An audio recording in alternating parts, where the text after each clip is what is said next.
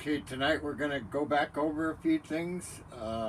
Like I was telling you, on your tanks, you've got between 11 to 1400 pounds of pressure.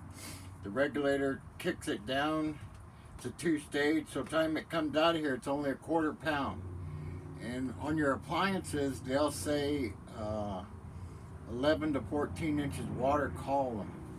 So most of these are already preset, but say if you've got 3 or 4 appliances and you start getting like a low flame or a flame going out or something, then that means you've got too much going out of this regulator, and you'll need a professional to come and adjust it.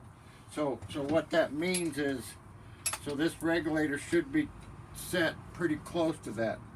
So this right here is on the water column, so it tells you the different numbers. So you'd have this right here. This right here would tap, so this would come out of here. This would tap into here. It's only a quarter pound of pressure, but a professional knows about all these things. So what you do is, if this is low, say at 10 pounds when everything's going, and your appliances call for 11, this right here comes out. There's a screw hole in here for a screwdriver to go into. So if it's too high or too low, you adjust it accordingly. And this right here is going to tell you on this gauge where you're setting at. And like I say, a professional can do that. You could take it to a propane shop and tell them you need your diaphragms adjusted because you need more or less pressure. And then they just adjust it, put that back in there, tighten this back in there. So when somebody says water column, that's what this is. This is marked in water columns. So like say most of your units say it wants 11 to 14. So when this registers, it should be between there. And if it was low, then you would adjust it. But like I say, most of these are pretty accurate, especially for what we're doing here. So that kind of goes over the remainder of that. Okay, so in the same thing, I've been a professional at this all my life, carried a gas license for 30 plus years. So I'm okay at it. But if you don't feel comfortable at it, just hire somebody to do it. Get as much ready as you can prior to them coming. That way they don't have to spend their time at high dollar doing something that you could have did. So this is the gas flex that we're using here. And it all goes onto these fittings, like right here. This is screwed down onto here. And so this just cuts with the regular pipe tubing. You just cut it. And then what it tells you to do is to peel back. See the little ribs? Tells you to peel back 2 ribs worth of the yellow plastic. And then it's got a little retention ring. So you put that on your first rib. And then you just squish it.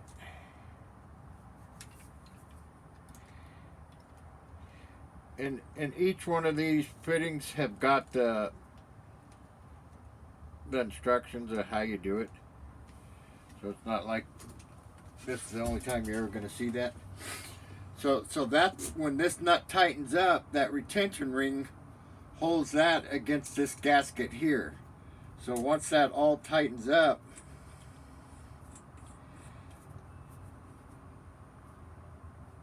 that's like a real secure fitting, and then that's what's going to go into, say, my manifold. So, because this is 1/2 inch here, so that just threads right into there. So that's one way to run gas pipe. The other way to run it, they call it black iron. It has to be in the black pipe, which is real hard to run underneath one of these. That's why I went with this. It's kind of flexible. You can bend it however you need to bend it to get it to where you need to go. So that's a pretty easy route there. So that's showing you that. And then like coming up to all my appliances, it comes up through the floor to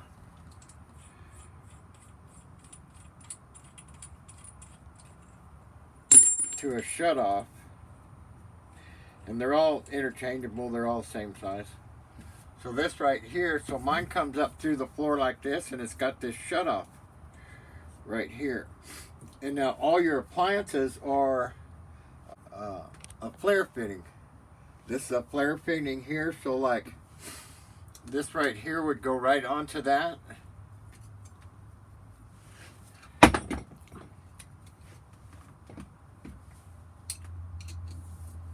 And that just tightens right under there, and then up here at your range you would have another flare fitting that would go to your range or your water heater or whatever you've got. And the flare on it, I'll show you that. Okay, so on a flare, this is the little flare right here that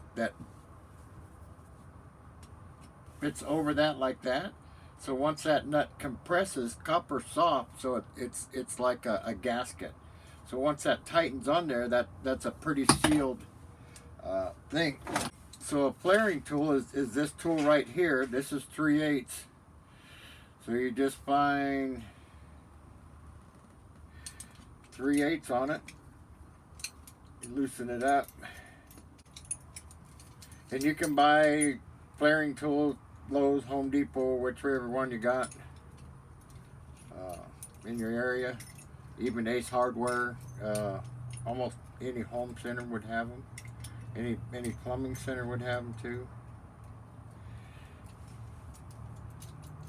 It's just got these wing nuts on it.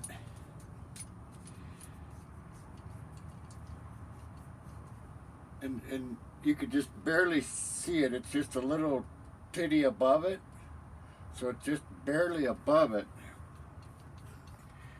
And then you snug them both down real good. And you make sure you got your flare nut on it too. Because if you don't, then you got to cut it off and start over. And this just slips right on there and turns to lock it on. So you'd loosen it up. And it'll turn to lock right on there. And at first you just snug it up, make sure everything's good and firm. And then what I do is like a half a turn, loosen it, a half a turn, loosen it. So don't just crank, because what it'll do is split that flare. So it takes less time to do it right instead of doing it wrong and have to redo it. But you just, like I say, a little half turn, then back the pressure off of it, half turn, back the pressure off of it, and once it seats all the way, this just comes off.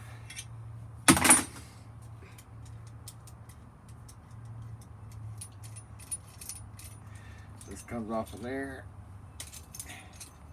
So now you got your flare. So that flare right there is going to go to that fitting, and then your flare nut tightens right up on that.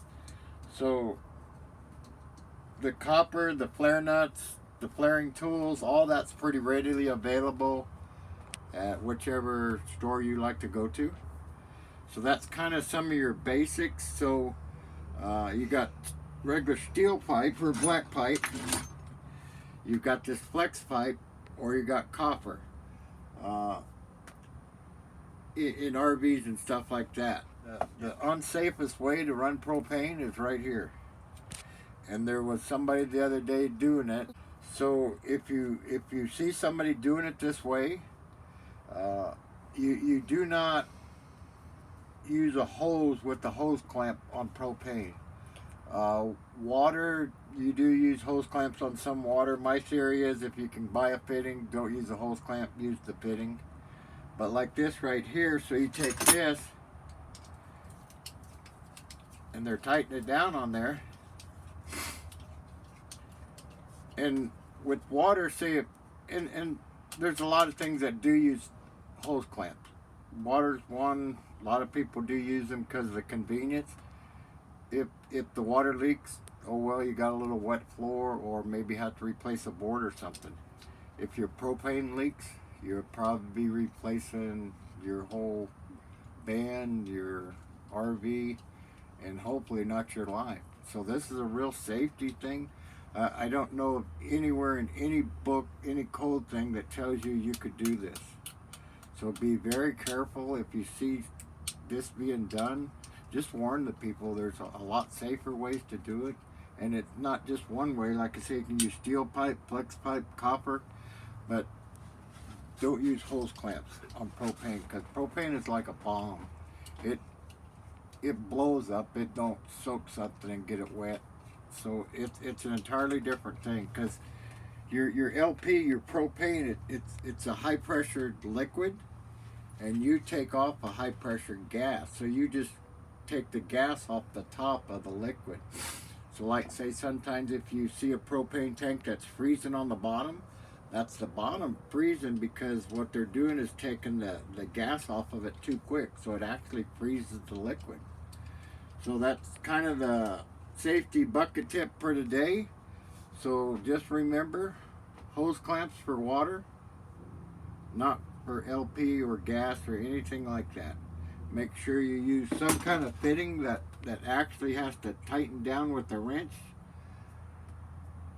just for safety thing. We don't want to read no stories or see no stories. So just be careful and be precautious, and because we want to see everybody around, because maybe one of these days you'll run into me or I'll run into you, and you'll say, well, yeah, I remember what you said about that, and I did mine right, and I'm still living like you. We'll both get old farts together.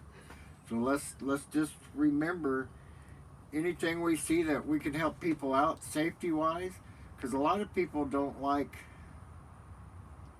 negative information, I guess you'd call it, because we've hit that before in some of the comment things, people coming back that they think we're too smart or something. But this is a safety item. This is your life or somebody else's life, or you're, like I say, you put $20,000 into a rig and something leaks on that fitting, and now you need another $20,000 for another rig.